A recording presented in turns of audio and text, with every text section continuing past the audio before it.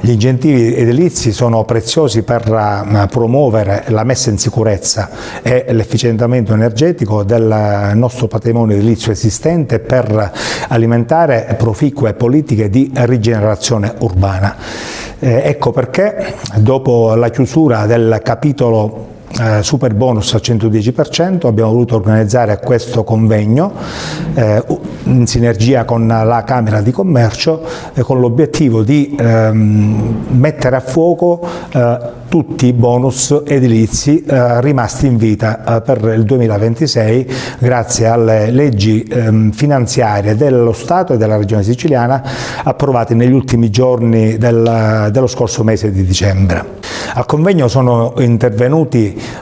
esperti del settore sia dal punto di vista tecnico che fiscale, che hanno messo a fuoco, hanno descritto le regole e le modalità per poter accedere al bonus ristrutturazione piuttosto che all'eco bonus, al sisma bonus, agli incentivi del conto termico 3.0 e tutti gli altri incentivi edilizi che sono rimasti attivi per il 2026.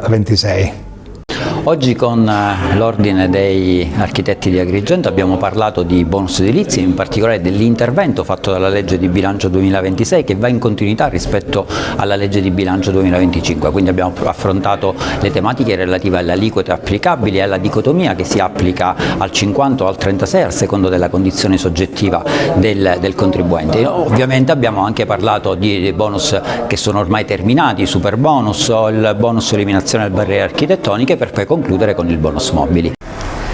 Si è svolto ad Agrigento questo interessante convegno organizzato dall'Ordine degli Architetti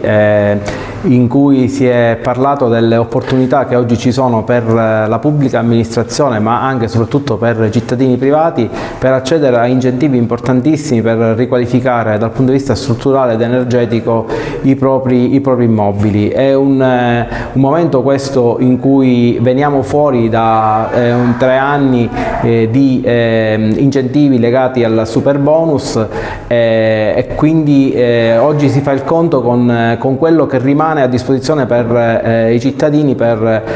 appunto efficientare e ristrutturare i propri immobili. Gli interventi sono stati qualificati, il mio in particolare ha posto un focus sul conto termico 3.0 che è già uscito e che a breve sarà possibile partecipare attraverso il form che il GSE metterà a disposizione. È un'occasione da non perdere perché appunto si possono efficientare gli immobili per i privati cittadini fino al 65% di contributo a fondo perduto, per le pubbliche amministrazioni addirittura il contributo può arrivare fino al 100%. Quindi è davvero un'occasione per poter ristrutturare ed efficientare i propri immobili da non perdere.